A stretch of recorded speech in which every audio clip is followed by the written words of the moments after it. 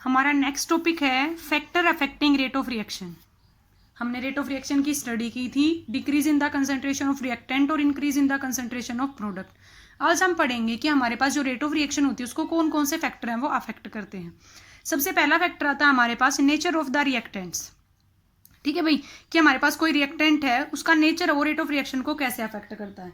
देखो बेटा, रेट में हमारे पास नेचर ऑफ रिएक्टेंट में मेन होती है बॉन्डिंग। कोई बॉन्ड है वो इजीली भी डिसोसिएट हो सकता है और कोई बॉन्ड है वो इजीली डिसोसिएट नहीं होगा। तो बहुत सारे रिएक्टेंट ऐसे होते हैं जिनके अंदर हमारे पास बॉन्डिंग है वो बहुत ज़्यादा स्ट्रॉन्ग होती है, तो उनको डिसोसिएट होने में टाइम लगेगा। इसका मतलब हमारे पास रेट ऑफ रिएक्शन है उतना ही क्या होगा, कम होगा। और जिनके इजीली बॉन्ड डिसोसिएट हो जाएंगे उतना ही हमारे पास रेट ऑफ रिएक्शन है वो क्या होगा, ज़्यादा होगा। तो नेचर ऑफ रिएक्टेंट में हम सबसे पहले यही पढ़ते हैं कि जो हमारे पास पहला जो स्टेप होता है वो डिसोसिएट होना जब स्टार्ट करते हैं वो स्लो होता है, लेकिन जो फास्ट होता है, लेकिन जो सेकंड स्टेप होता है वो क्या होता है, स्लो में होता है।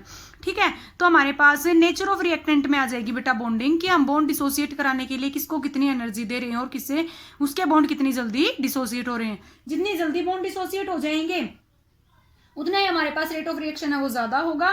ठीक है, और जितनी लेट बॉन्ड डिसोसिएट होंगे उतना ही हमारे पास रेट ऑफ रिएक्शन है वो क्या होगा, कम होगा। सेकेंड फैक्टर है concentration of reactants.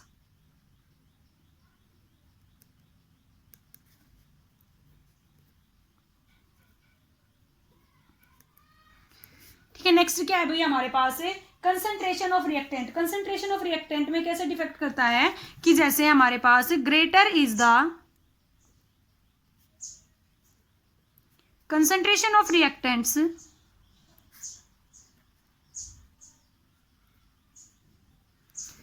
greater is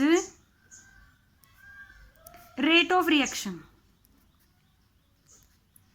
भैया हमें पता है कि जो रिएक्टेंट है वही डिसोसिएट होते हैं प्रोडक्ट के अंदर। अब जितने ज्यादा रिएक्टेंट डिसोसिएट होंगे प्रोडक्ट के अंदर उतना ही हमारे पास रेट ऑफ रिएक्शन है वो क्या होगा, ज्यादा होगा। तो जितने ज्यादा हमारे पास रिएक्टेंट की कंसंट्रेशन होगी रेट ऑफ रिएक्शन है उतना ही ज्यादा हो जाएगा। थर्ड फैक्टर है भाई हमारे पास है temperature.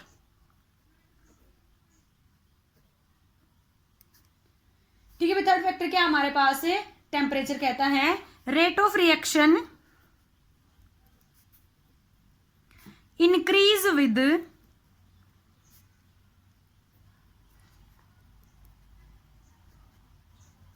Increase in temperature. Means हम जितना ज्यादा टेम्परेचर को इंक्रीज कराएंगे रेट ऑफ रिएक्शन है वो उतना ही ज्यादा क्या हो जाएगा, इंक्रीज हो जाएगा।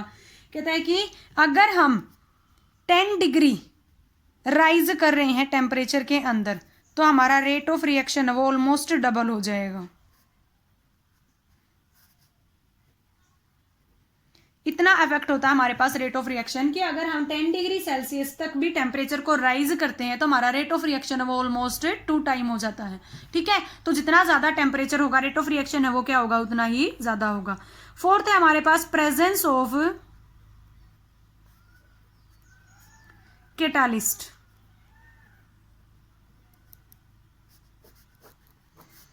ठीक है, प्रेजेंस ऑफ कैटालिस्ट। कैटालिस्ट क्या होता है, which increase the rate of reaction. जो रेट ऑफ रिएक्शन को इंक्रीज करने का काम करते हैं उसको क्या कहते हैं, कैटालिस्ट। अब ये खुद में ही क्या कर रहा है, रेट ऑफ रिएक्शन को इंक्रीज करने का काम कर रहा है। तो क्या होगा, जैसे ही हम कैटालिस्ट को डालेंगे हमारे पास रेट ऑफ रिएक्शन है वो क्या हो जाएगा, इंक्रीज हो जाएगा। ठीक है भाई, क्योंकि कैटालिस्ट खुद ही एक ऐसा सब्सटेंस होता है जो हमारे पास स्पीड को इंक्रीज करता है, किसी भी रिएक्शन की स्पीड को। ठीक है भाई, हम इसको रिएक्शन में डालेंगे, ये स्पीड ऑफ रिएक्शन को इंक्रीज करके और खुद रिएक्शन से क्या आ जाएगा, बाहर आ जाएगा। ठीक है भाई, तो जैसे ही हम कैटालिस्ट को डालेंगे रेट ऑफ रिएक्शन है वो इंक्रीज हो जाएगा। फिफ्थ फैक्टर है भाई हमारे पास surface area.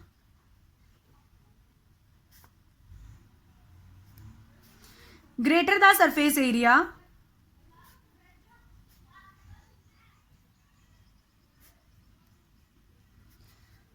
greater is rate of reaction।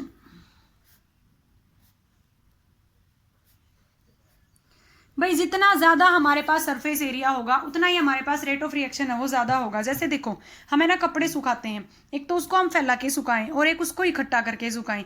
जैसे हम उसको फैला के सुखाएंगे तो इवेपोरेशन की प्रोसेस है वो ज़्यादा हो जाएगी। जब हमने कपड़े को फैलाया इसका मतलब हमने उसका सरफेस एरिया इंक्रीज कर दिया। वैसे ही बेटा जब हम किसी भी रिएक्टेंट का सरफेस एरिया इंक्रीज कर देंगे तो वहाँ पर हमारे पास रेट ऑफ रिएक्शन है वो क्या हो जाएगा, ज़्यादा हो जाएगा। नेक्स्ट फैक्टर है हमारे पास presence of light.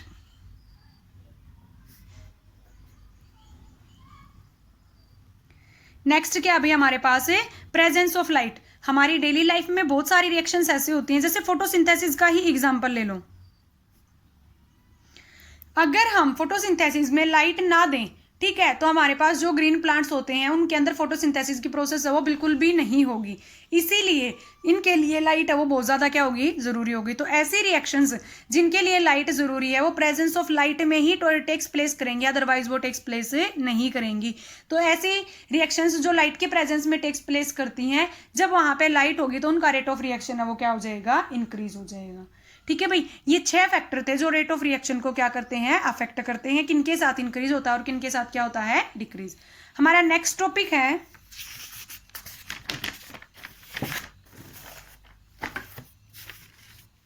Rate law.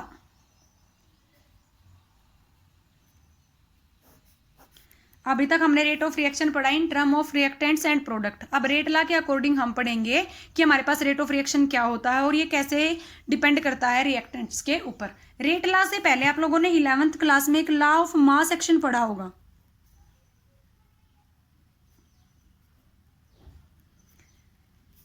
जिसने हमें क्या बताया था, देखो हमारे पास यहाँ पे टाइम है और यहाँ पे कंसंट्रेशन है। हमें पता है जैसे जैसे हम टाइम को इंक्रीज कराएंगे जो रिएक्टेंट की कंसंट्रेशन है वो डिक्रीज होती चली जाएगी। ये बात मैंने आपको पहले टॉपिक कराया उसमें भी बताई थी। और जो प्रोडक्ट की कंसंट्रेशन है वो क्या होती चली जाएगी, इंक्रीज होती चली जाएगी। ठीक है भाई, क्योंकि रिएक्टेंट टूटेंगे और हमारे पास क्या बनेंगे, प्रोडक्ट बनेंगे। तो according to law of mass action किसी भी रिएक्शन का जो रेट है वो डायरेक्टली प्रोपोर्शनल होता है कंसंट्रेशन ऑफ रिएक्टेंट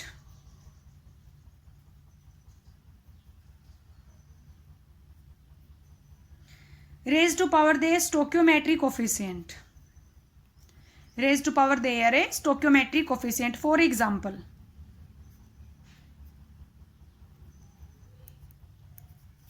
ये हमारे पास कोई रिएक्टेंट्स हैं जो डिसोसिएट होके हमें प्रोडक्ट दे रहे हैं। तो हमें लॉ ऑफ मास एक्शन ने क्या बताया था कि रेट है वो डायरेक्टली प्रोपोर्शनल होगा concentration of reactant raise to power their stoichiometric coefficient. किसी भी रिएक्शन के आगे जो हमारे पास ये कांस्टेंट टर्म लगी हुई होती है इनको हम कहते हैं इनके स्टोक्योमेट्रिक कोफिशिएंट। ठीक है भाई, तो ये हमारे पास क्या था, लॉ ऑफ मास एक्शन। लेकिन फिर आया हमारे पास बेटा रेट लॉ। रेट लॉ ने हमें क्या बताया कि किसी भी रिएक्शन का जो रेट है वो डायरेक्टली प्रोपोर्शनल होगा कंसंट्रेशन ऑफ रिएक्टेंट के, लेकिन इनकी जो पावर होंगी वो स्टोक्योमेट्रिक कोफिशिएंट के इक्वल हो भी सकती हैं और नहीं भी हो सकती हैं। देखो यहाँ पे ए और बी लगाया क्योंकि हमारे पास यहाँ पे ए बी क्या थे, स्टोक्योमेट्रिक कोफिशिएंट। लेकिन यहाँ पे मैंने अल्फा और बीटा लगाया, ये अल्फा और बीटा दोनों हमारे इन स्टोक्योमेट्रिक कोफिशिएंट के इक्वल हो भी सकते हैं और नहीं भी हो सकते हैं। तो ये हमारे पास क्या था, rate law. Law of mass action और रेट लॉ में सिर्फ इतना डिफरेंस आया कि लॉ ऑफ मास एक्शन ने हमें बताया कि जो कंसंट्रेशन है वो उनके स्टोक्योमेट्रिक कोफिशिएंट के इक्वल होगी, लेकिन यहाँ पे हमारे पास जो कंसंट्रेशन पे पावर होगी वो स्टोक्योमेट्रिक के इक्वल नहीं होगी। ठीक है, अब यहां से हमने डायरेक्टली प्रोपोर्शनल के निशान को हटा के के लगा दिया।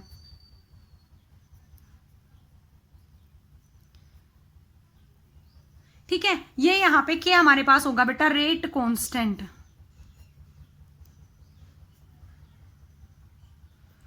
ठीक है, ये क्या होगा भाई हमारे पास रेट कांस्टेंट, जो सिर्फ कहने के लिए कांस्टेंट है। हर एक रिएक्शन के लिए इसकी वैल्यू अलग अलग होंगी। इसके कुछ प्रॉपर्टीज दे रखी हैं या कैरेक्टरिस्टिक्स लगा लो।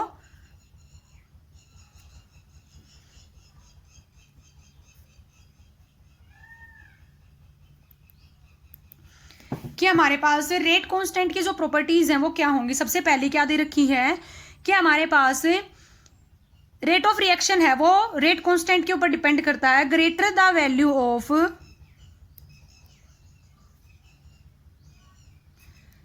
Rate constant greater will be the rate of reaction।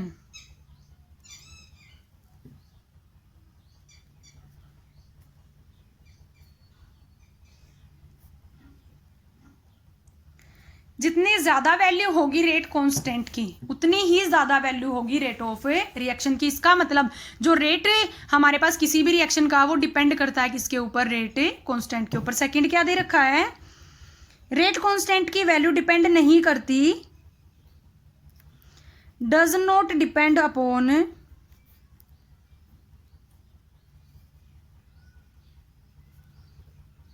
concentration of reactants। ठीक है भाई, हमारे पास जो रेट कांस्टेंट की वैल्यू है वो कंसंट्रेशन ऑफ रिएक्टेंट्स के ऊपर बिल्कुल भी डिपेंड नहीं करेगी, इसकी अपनी खुद की वैल्यू होती है। ठीक है, ईच रिएक्शन, थर्ड हमारे पास है भाई, each reaction has a particular value of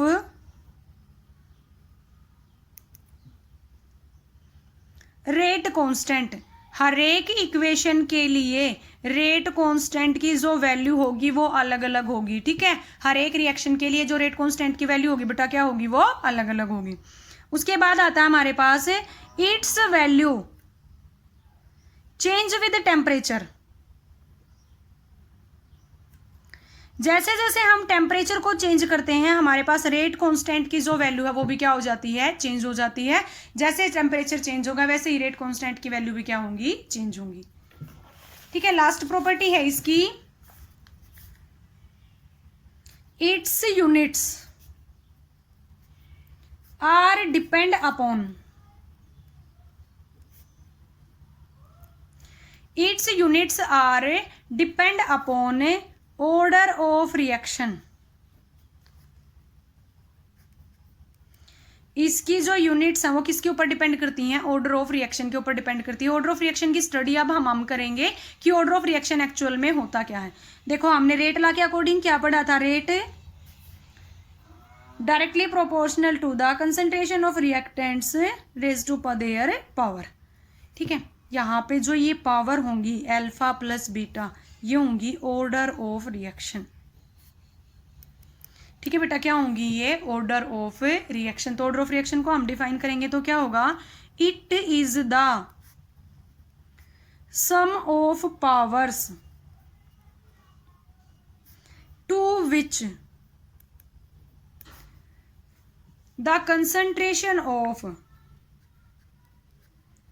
reactant raised. ठीक है भाई, जब हमारे पास कंसंट्रेशन ऑफ रिएक्टेंट को जिस पावर तक हम रेज करते हैं मतलब बढ़ाते हैं तो उनका जो सम होगा उसको हम क्या कहेंगे, ऑर्डर ऑफ रिएक्शन। बेटा देखो किसी भी रिएक्शन का जो ऑर्डर है वो 0 भी हो सकता है, 1 भी हो सकता है, वो 2 भी हो सकता है। किस बात के ऊपर डिपेंड करता है कि हमारे पास रेट ऑफ रिएक्शन है वो कितने रिएक्टेंट के ऊपर डिपेंड करता है। मैं आपको एक छोटा सा एग्जाम्पल लेके समझाती हूँ। मेरे पास है H2 + Cl2 और ये हमें देता है 2HCl। ठीक है, अभी आप लोगों को कुछ नहीं बता रखा, सिर्फ आपको ये रिएक्शन दे रखी है और कहा कि find the order of reaction. ठीक है भाई, तो आप डायरेक्ट क्या करोगे, आपको पता है कि रेट है वो किसके डायरेक्टली प्रोपोर्शनल होता है, कंसंट्रेशन ऑफ रिएक्टेंट्स H2 की कंसंट्रेशन और Cl2 की कंसंट्रेशन। अब इनके ऊपर कोई भी पावर नहीं है, इसका मतलब इनके ऊपर पावर क्या है, 1 तो यहाँ पे ऑर्डर किसके बराबर आएगा, अल्फा प्लस बीटा के बराबर आएगा। मतलब हमारे पास ऑर्डर की वैल्यू कितनी आ गई यहाँ पे, 2।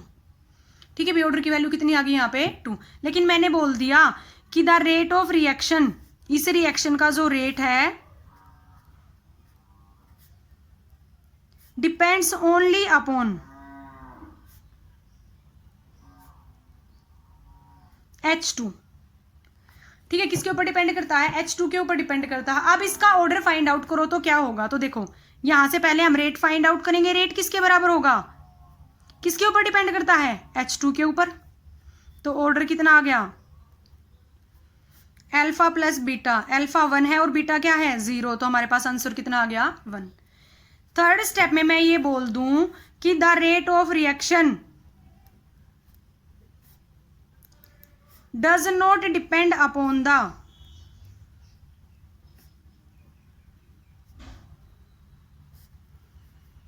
कंसंट्रेशन ऑफ रिएक्टेंट्स,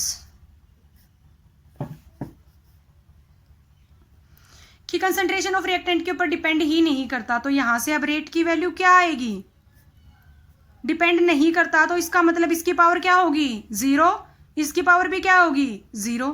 तो हमारे पास ऑर्डर क्या आ जाएगा,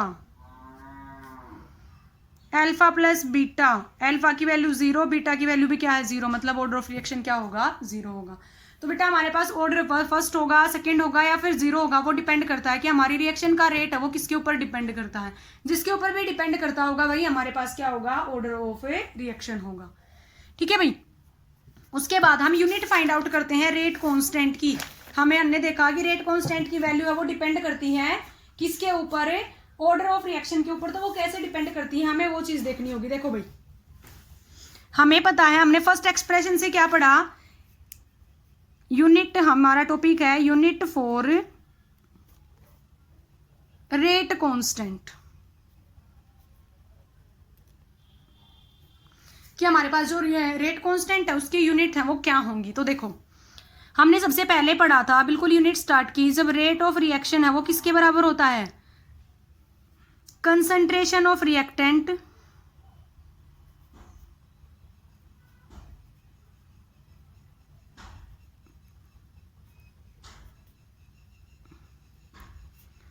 डिवाइड बाय टाइम टेकन।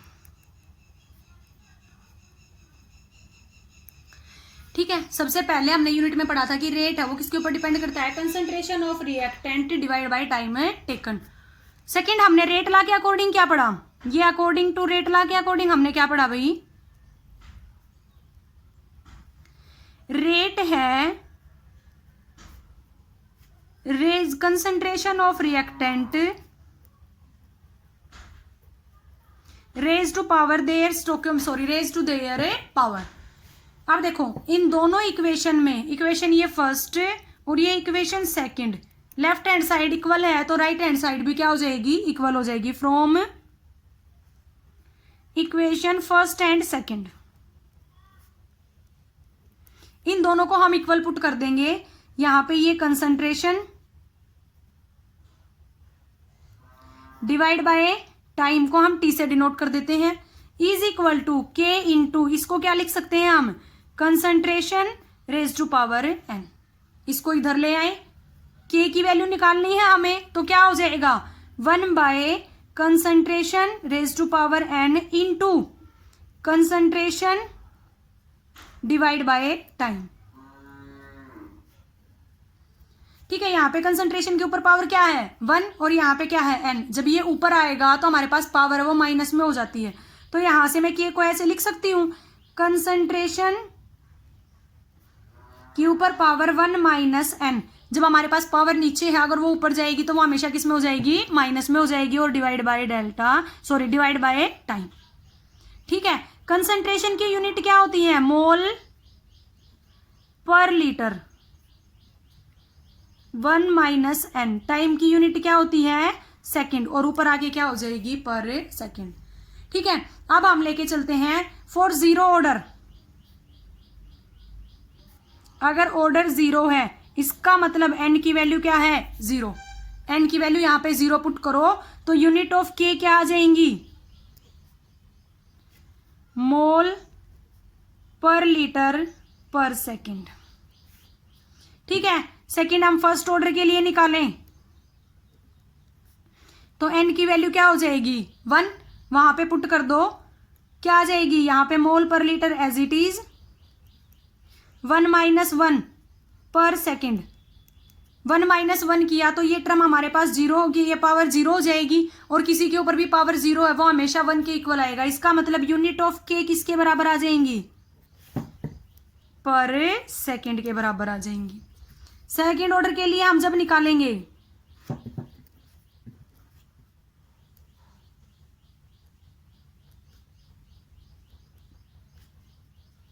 तो n की वैल्यू क्या होगी 2 होगी, तो हम जब n की वैल्यू 2 पुट करेंगे उस इक्वेशन में तो हमारे पास देखो मोल पर लीटर 1 माइनस 2 पर सेकंड। अब ये यहाँ पे -1 आएगा तो अंदर की जो पावर है वो चेंज हो जाएंगी, क्या हो जाएगी, पर मोल लीटर पर सेकेंड। तो इसीलिए जो हमने इसकी 5th कैरेक्टरिस्टिक्स पढ़ी थी उसमें क्या पढ़ा था कि हमारे पास रेट कांस्टेंट की जो यूनिट है वो डिपेंड करेंगी ऑर्डर ऑफ रिएक्शन के ऊपर। तो हमने अलग अलग ऑर्डर के लिए इसकी यूनिट क्या कर ली यहाँ पे फाइंड आउट।